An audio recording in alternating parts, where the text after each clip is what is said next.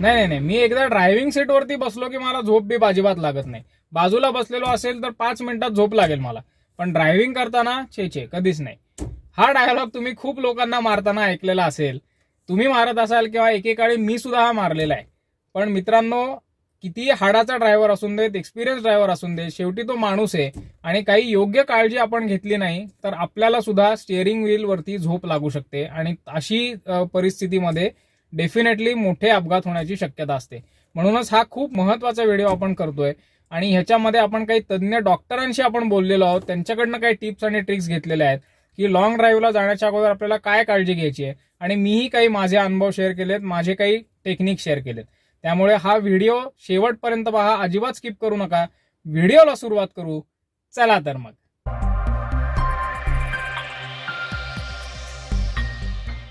तर मित्रांनो, आपण व्हिडिओच्या सुरुवातीला मी सांगितल्याप्रमाणे ह्या विषयासाठी खास काही तज्ज्ञ डॉक्टरांचा आपण सल्ला घेणार आहोत, त्यांच्याकडनं काही टिप्स आणि ट्रिक्स घेणार आहोत की ड्रायव्हिंग करताना आपल्याला झोप येणं कसं अवॉइड करायचे.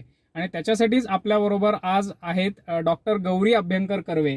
मला सांगायला आनंद वाटतोय की ही माझी सख्खी बहीणच आहे, MBBS डॉक्टर आहे ती आणि पुण्यामध्ये प्रॅक्टिस करते. तर ह्या संदर्भातल्या ज्या माझ्याही काही शंका होत्या, तुमच्याही मनात असतील, त्या आपण आता तिला विचारू.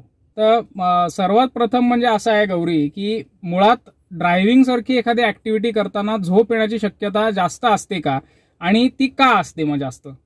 ओके, तर फर्स्ट ऑफ ऑल थँक्यू किरण, तुझ्या राईट ड्राईव्ह मराठी चॅनलवरती मला इन्व्हाइट केल्याबद्दल.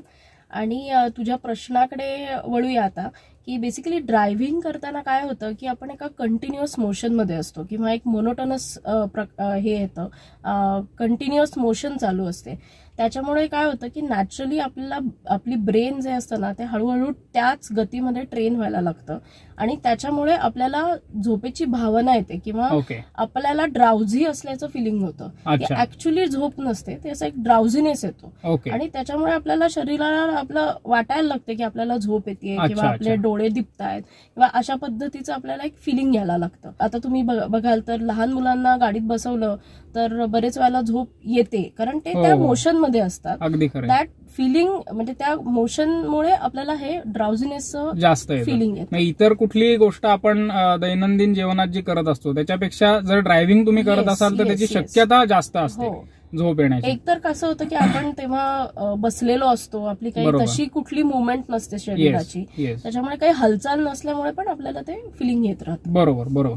दुसरा प्रश्न असा होता की झोप येऊ नये याच्यासाठी मग आपल्याला काही अशा विशिष्ट गोष्टी करायच्या आहेत का, जसं खाण्यापिण्याच्या रिलेटेड असेल किंवा इतर आदल्या दिवशी झोप घेण्याच्या असेल रिलेटेड, तर तसं काही आहे का? हो, तसं आपल्याला नक्की करता येऊ शकतं की आता जर सपोज तुम्ही दिवसाचा प्रवास असेल, दिवसा तुम्हाला ड्रायव्हिंग करायचं असेल तर तुम्ही आदल्या दिवशी कंपल्सरी एक 7 ते 8 शांत झोप घेणं एक तर फार महत्वाचं आहे. बरोबर. आणि दुसरी गोष्ट म्हणजे झोप लागण्यासाठी पूर्ण नॉर्मल जेवण, घरातलं जेवण घेतलं तर अतिउत्तम. त्याच्यामुळे तुम्हाला ऍसिडिटीचा कुठल्याही पद्धतीत त्रास होणार नाही.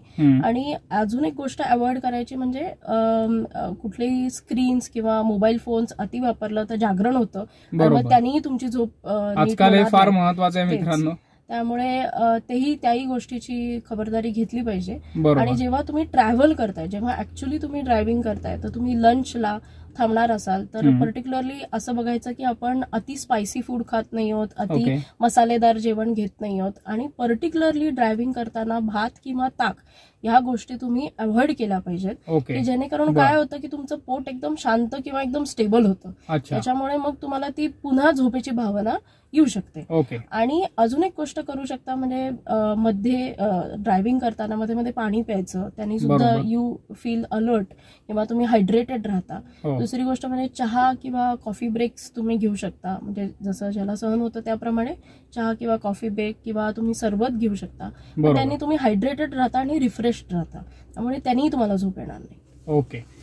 हा, तर अजून मी असं एक सांगेन की ज्या लोकांना काही पर्टिक्युलर मेडिसिन्स प्रिस्क्राईब केलेली आहेत, फॉर एक्झाम्पल काही लोकांना झोपेचा त्रास असतो, झोप लागत नाही, तर मग त्याच्यासाठी झोपेची औषधं दिली जातात, डॉक्टरांच्या सल्ल्याने घेतो.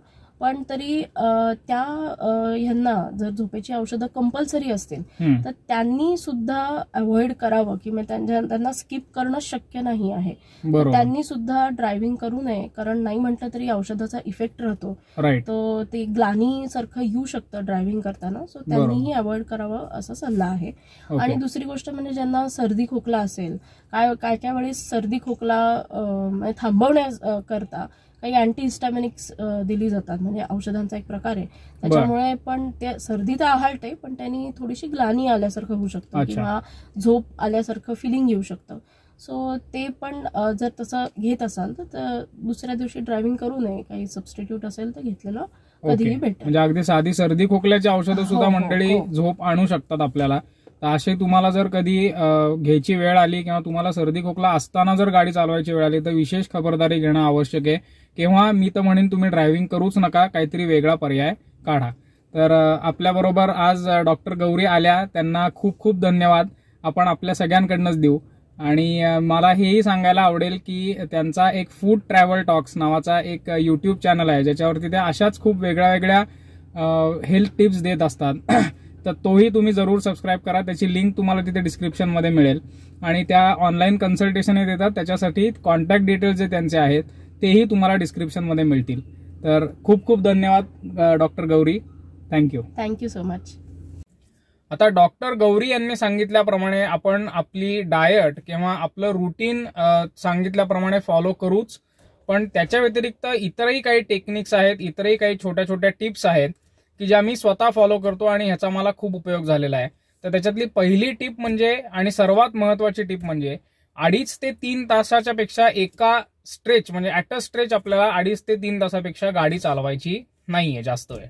2.5-3 तासानंतर आपण छोटासा एक 10 ते 15 मिनिटाचा ब्रेक घेणं हे अतिशय महत्वाचं आहे.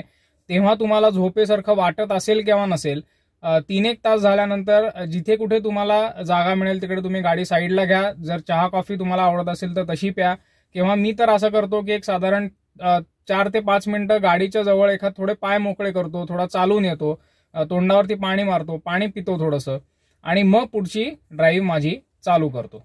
दुसरी महत्वाची टिप म्हणजे आपण आता सगळे विदाऊट एसी तर काही कोणीच प्रवास करत नाही.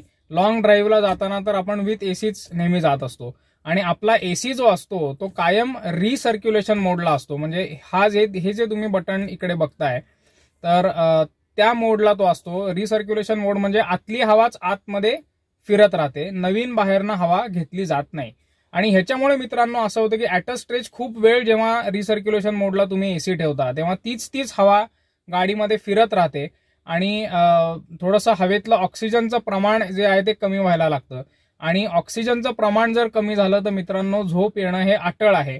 त्याच्यामुळेच आपल्याला जास्त वेळेला पेंग येते. त्यामुळे ह्याच्यात आपल्याला असं करायचं की साधारण 2 तासांनी म्हणजे 1.5 ते 2 तासांनी आपला रिसर्क्युलेशन मोड जो आहे तो एसीचा बंद करायचा आहे, आणि एसी जो आहे तो फ्रेश एअर मोडला घ्यायचा आहे.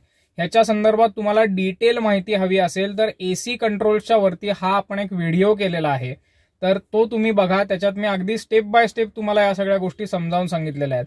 पण ही गोष्ट महत्वाची आहे, त्यामुळे ही लक्षात ठेवा. असं करताना मित्रांनो आपल्याला 15 ते 20 मिनिटच फक्त फ्रेश एअर मोड चालू ठेवायचा आहे, नाहीतर आपला ऍव्हरेज गाडीचं जे आहे ते त्याच्यावरती परिणाम होईल. मित्रांनो ह्या संदर्भातली पुढची महत्वाची गोष्ट म्हणजे रात्री 2 ते सकाळी पहाटे 5-5:30 ही जी वेळ असते ही झोप येण्याच्या दृष्टिकोनातनं सर्वात धोकादायक वेळ असते. तर ह्या वेळेला कधीच शक्यतो प्रवास करू नका. म्हणजे मी तर स्वतः नाईट ड्रायव्हिंग खूपच कमी करतो. जिथे कुठे पोहोचायचंय तिथे साधारण रात्री 11:30 जास्तीत जास्त 11-11:30 पर्यंत पोहोचायचा माझा प्रयत्न असतो. आणि रात्री 2 ते 5:30 ची जी वेळ आहे ती तर सर्वात धोकादायक वेळ आहे. तिथे जशी तुम्हाला झोप येण्याची शक्यता असते तशी रस्त्यावरच्या इतर ड्रायव्हर्सला सुद्धा तेव्हाच झोप येण्याची खूप दाट शक्यता असते. सगळेच जण तर काय राईट ड्राईव्ह मराठीला सबस्क्राईब केलेलं नसतं, त्यामुळे सगळ्यांना या टेक्निक्स माहिती नसतात. त्यामुळे आणि एस्पेशली ट्रक ड्रायव्हर्स किंवा बस ड्रायव्हर्स की जे बऱ्याच काळासाठी आधीपासून गाडी चालवत असतात त्यांना ह्या पिरियडमध्ये झोप येण्याची खूप शक्यता असते. आणि म्हणूनच तुम्ही जर बघितलं तर ही जी वेळ आहे ह्याच्यातच सर्वात जास्त अपघात होतात, आणि जे अपघात होतात ते त्याच्यामध्ये मृत्यूंची संख्या जी असते ती खूप जास्त असते. रात्री 2 ते पहाटे 5:30. आता शेवटी मित्रांनो, एक सर्वात महत्वाची गोष्ट मी तुम्हाला सांगतो जाता जाता, की कधीही जर असं वाटलं की आपल्याला पेंग येते, तर आपल्याला स्वतःला ताणायचं नाहीये.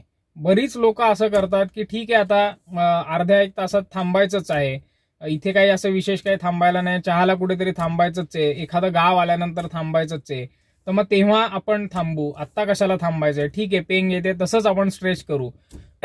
तर हे आपल्याला कधीही करायचं नाहीये. कारण जेव्हा तुम्हाला पेंग येत असते तेव्हाच तुम्हाला कळणारही नाही की तुम्हाला कधी छोटीशी एखादी डुलकी लागली. आणि तुम्हाला तर माहितीच आहे, नजर हटी दुर्घटना घटी.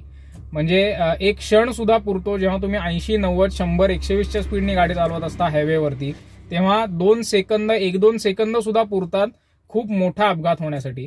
तर आपल्याला अशा प्रकारचं जर कधी फिलिंग वाटलं की खूप जास्त पेंग येते, थोडंसं प्रयत्न करून सुद्धा परत परत पेंग येते, तर काही नाही करायचं. गाडी जिथे लवकरात लवकर जिथे सेफ जागा मिळेल तिथे गाडी हायवेवरनं बाजूला काढायची, साईडला घ्यायची, एक साधारण 15-20 मिनिटाची डुलकी काढायची, आणि थोडंसं तुम्ही, मी मगाशी सांगितलं तसं तुम्ही थोडंसं चालून या, तोंडावरती पाणी मारा, थोडंसं पाणी प्या आणि थोडे रिलॅक्स व्हा. म्हणजे जर झोप लागत असेल तर 15-20 मिनिटं गाडी आयडलिंगला ठेवा आणि सरळ झोपून टाका एसी लावून. छान तुमची झोप होईल. आणि तेवढी 15-20 मिनिटाची झोप मित्रांनो खूप पुरते. त्याच्यानंतर पुढचे 5 ते 6 तास तुम्ही अगदी आरामात गाडी व्यवस्थित चालवू शकाल, कुठली तुम्हाला झोप येणार नाही. हे मी स्वतःच्या अनुभवावरनं सांगतोय. असं मी आतापर्यंत 2 ते 3 वेळेला केलेलं आहे की जेव्हा जेव्हा मला अशी पेंग येत होती, कंट्रोल होत नव्हती, तेव्हा कसली वाट न बघता मी गाडी लवकरात लवकर साईडला घेतली आणि ती तेव्हा पुरेशीच पेंग असते. जर तुम्ही तो जो पिरियड आहे तो जर तुम्ही मारून नेलात, तिथे जर तुम्ही थोडीशी विश्रांती घेतलीत, तर तुमची बॉडी जी आहे ती परत रिचार्ज होते आणि पुढच्या प्रवासासाठी परत तयार होते आणि तुम्हाला मग नंतर परत कधीही झोप येणार नाही. तर मंडळी, हा व्हिडिओ तुम्हाला कसा वाटला हे कॉमेंट्समध्ये नक्की सांगा. तुमचे याबद्दलचे काही अनुभव असतील, काही शंका असतील त्याही विचारा. व्हिडिओला एक लाईक द्या. सबस्क्राईब ऑलरेडी केलेलं नसेल तर नक्की सबस्क्राईब करा आणि माझी संपर्क साधायला ह्या व्हॉट्सअप नंबरवरती मेसेज करा. Kiran Abhyankar from the right drive Marathi, signing off. धन्यवाद.